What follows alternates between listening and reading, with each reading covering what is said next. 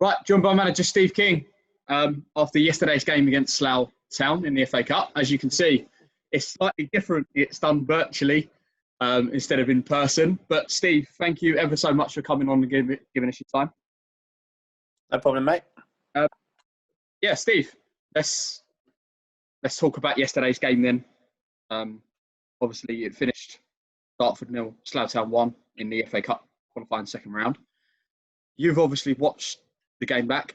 Give us your thoughts on the game. I've watched it back twice now, actually. I kept stopping it and starting it and having a look at different things. Yeah. Listen, what I can start by saying is we didn't deserve to lose the game. 100%, we didn't deserve to lose the game. They had one shot on goal in 95 minutes, which Craig's made a decent save over the bar. But on chances, we had 3 or 4 fantastic chances that their keepers pulled off saves. And we had a miss, that 9 out of 10 times Charlie would just gobble that up in the first couple of minutes. So, that's I can't believe that was missed. Could have changed the game, but you know what you're getting when you play Slough. They're a gritty, determined side. They're in your face for 90 odd minutes. They did all of that, but it wasn't the fact that a couple of people have said to me, "Oh, Slough did a job on us the Slough way." Well, I don't look at it like that on this occasion. There's other times when I've lost 1-0 and we've created hardly any shots on goal or any. But their keepers had to make 2 fantastic saves, and let's get it right. We should have had a Stonewall penalty.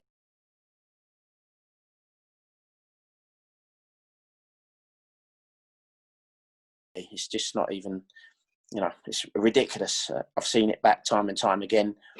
On last year's regulations, there's a penalty. On this year's regulations, there's a double penalty. It's that bad. Freeze framed it as well with the arms above the head. In an unnatural position, they've got to be down by his side.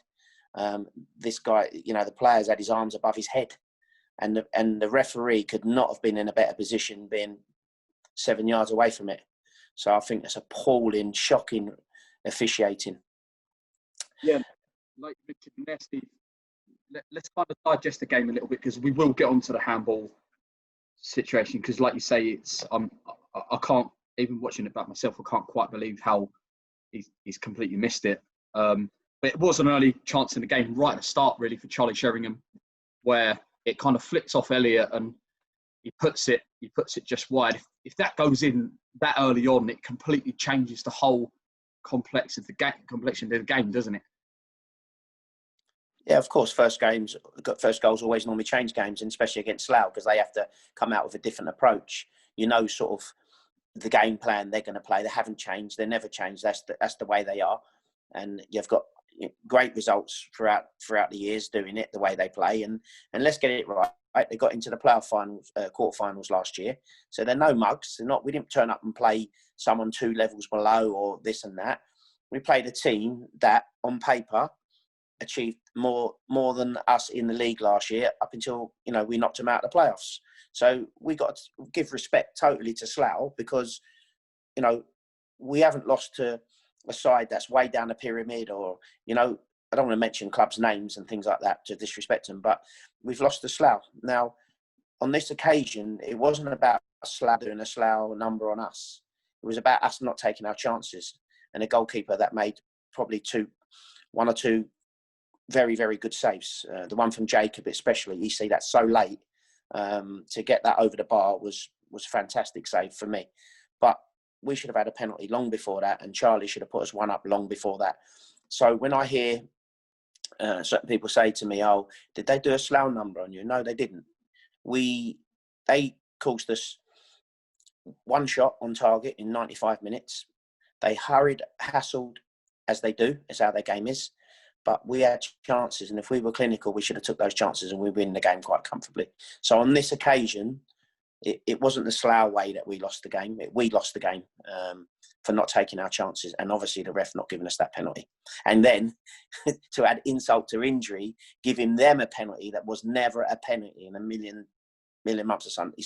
It just wasn't. I've watched it back time and time again. It doesn't even touch him. the boy's foot buckles underneath him when he's running. He slips over. He really hurts himself, the boy, on his own accord. He's gone for the ball. He's slipped over and his legs buckled from underneath him. So he gives a penalty. That's never, ever a penalty. Of course, we always like to turn it into positives. And like you just said there, Steve, it's that the fact that we've kind of lost the game ourselves yesterday, but you must be pleased at the amount of chances that we did create, because if we'd walked away from yesterday, lost 1-0, barely created anything, you'd probably look at it and go, well, yeah, I'm a little bit worried here, but we created tons of chances, and on another day, they all go in and you end up winning the game, don't you? Yeah, I mean, I wouldn't go overboard, James, and say we created tons of chances.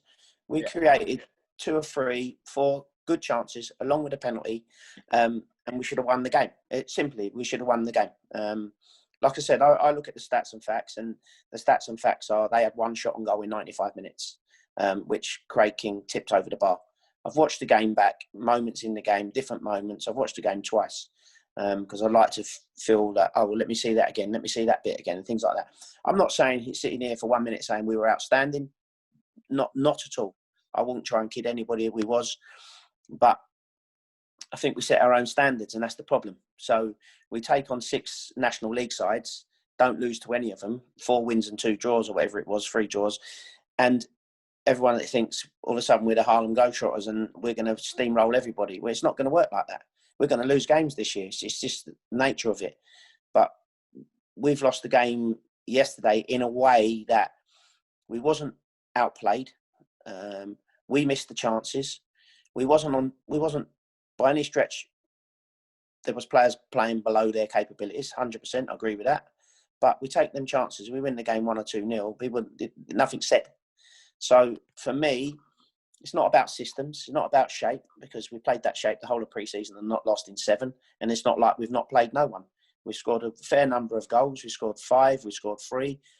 We scored 3. We scored 2, and all against good sides. So we're scoring goals playing that shape and system. It's not a case of we ain't played the right system or the right shape. We have, but we never took our chances when we had them, and 2 horrendous decisions changed the outcome of that game. It's as simple as that. I mean, they are horrendous decisions. Well, yeah, let's move on to them, because there was one that, there were two shouts. I was looking back at the highlights. There were 2 shouts for handball in the first half. One that could have been given. The other one, well, definitely should have been given. I'm not sure how he's quite missed it in terms of the second one when the arm's above the head, like you said, and he's standing what, 5 yards away from it. I'm not sure how he's missed it. No, well, nor is anyone. And the thing is, I don't like to, how can I put it, shout unless I've got facts, and that's what I always say: facts and stats never lie. And the fact of the matter, even watching that back once, twice, 3 times, whatever you want to do it, slow motion, whatever you want to do it, the hands, I took a picture of the ball hitting the hands are above his head. So unnatural position. There's penalties been given left, right and centre on the Premier League that are bad penalties, because their arms are not even left their sides and things like that. But this, he's put 2 arms above his head. And when the impact of the ball, that's how far his arms are up. So it's a stumble penalty. It's disappointing. It's disappointing to go out the cup. I love the FA Cup. It's a good competition. It's a good competition with kudos for the club financially. Okay, the money's not the same as what it was, but it's still a financial in these times of need. But down to some horrendous decision making by the referee on 2 fronts on the 2 penalties, and we could have took our penalty. Listen, we might have missed it, but to have the chance to go in front, I know it's a different game against Slough, as we've proven. When we did go in front in the playoffs in the 3-0, they have to come out a little bit more, and then we'll open up the spaces and hit them on the counter attack like we did when we played them. So they're a very compact team, and they're hard to break down. Normally, they set their pride, their stall on not conceding goals. But I'm afraid that we've missed them chances, and we were on the end of 2 horrendous decisions. Yeah, the other one was of course, yeah, let's say change from Carmiles Brown. We say that because he's obviously been there as a player. But like you said, the lad that goes down, his left leg kind of buckles underneath him, where obviously that then contributes to Slough winning the game. And by then, we had no real chance of getting anything back from it, did we? No, it was in the 90th minute, you know. So it was what it was. But I just think it's a sad way to go out. We're sitting here talking about a referee's decision. Yeah. By all accounts, he was horrendous throughout the whole game, especially things that I've seen. But I've spoke to people since, and he didn't have the greatest of games, and two massive decisions massive decisions, when I think he's in a fantastic position for both of the decisions, to be fair. He couldn't say anybody was blocking his view or anything like that. He was standing there. So for me, that's upsetting to go out the cup at this stage very early. But we need to crack on now and not feel sorry for ourselves. It's done. But we're gonna come up against games like that again this year, where we're going to lose games. We're not going to win every game. It's not going to happen. We will win more than we lose, but they're not easy. Games are not easy. Teams make it difficult for you. You've got to break them down. Have we got the squad to win games of football? Yes, we have. Have we got a squad that's going to go right up there challenging? Yes, we have. But it don't give you a divine right that you can turn up and beat anybody. So you have to earn that right. I think we earned that right, where we created chances to win the game and we never took them. So again, on a poor performance in a way that I would say it was sort of a 6 out of 10 performance from everybody. But that 6 out of 10 was still enough. If we took the chances, we'd have won the game. Like you say, Steve, you can't really feel sorry for ourselves, and it is a long season, and certainly the season is a marathon, not a sprint. On to Tuesday, of course. We're back at Princes Park for the visit of Chelmsford City.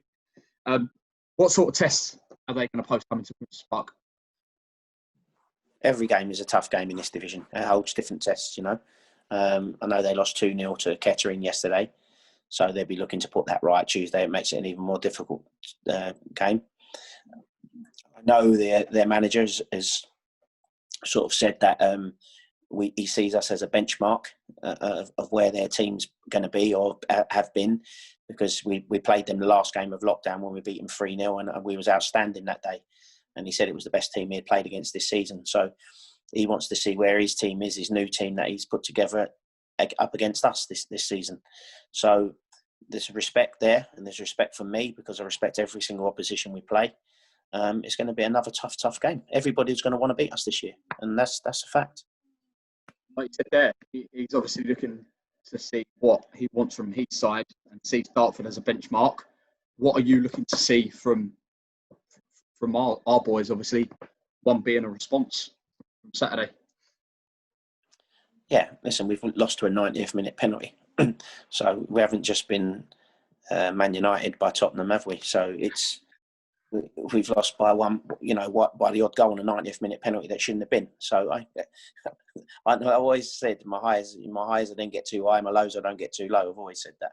So it's no different again this season. We go again, and we know every game is going to be throw up a different challenge. We've got a decent enough squad to rotate a few different things.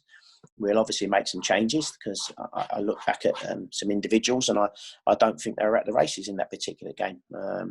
So we may go for a few different personnel to liven it up a little bit, but just to let everybody know that, you know, playing for a shirt every single time, they leave themselves vulnerable if they drop the standards. Yeah, of course. Finally, we're going to be streaming the game through our channels. Better than Saturday, I hope. Kept breaking down on me. And yeah. Well, it's coming through us, so if it goes wrong, I'm going to get the blame for it. Okay. But yeah, I mean, it obviously, there's going to be that. The streaming means that there's going to be no fans. Which that's tough to take. That's really, really tough to take, because, you know, a lot of clubs say fans at their 12th man, all that sort of stuff. But You know, having 1,500 fans in there makes a huge difference to us. You know, 1,500 fans calling for that penalty Saturday, we get that penalty. Because it's fact. It's a fact that it was a blatant penalty, but the only people appealing are the players. And, you know, I see 2 or 3 of them on their knees in the clips that I've seen. So that's how much they know it was what it was. But the fans, we miss them massively. You know, it's not football without fans, is it? It just really isn't. There's players that like to play to fans and play for fans and show what they're all about and things like that. But it's just not the same. So everybody's saying it, and we just hope that we can. You know, I did a column today in the non-league paper, and let's just hope that we can get fans back as soon as possible. It's brilliant that the government are going to fund it for the next 3 months. I you know, total respect for that. The FA helping out to make sure that happened as well, along with the sort of conference that come in on that. But I think it's massive that they've said that they're going to do that. So we all know we're safe in funding until December the 31st. And I think from the sources I'm hearing, they're looking to see if they can get fans back for that 1st of January. That's what I'm hearing. Listen, we don't know what the country's going to do, how it's going to unfold in the next couple of months. But we are obviously missing the fans massively. But they have to, don't they? But obviously, I saw yesterday that Bossa Dortmund over in Germany had 11,500 in their stadium. Baffling that fans below our level, where social distancing would be easier for us to do than them, but they're having fans in. It's a really kind of weird situation where certain clubs can, certain clubs can't.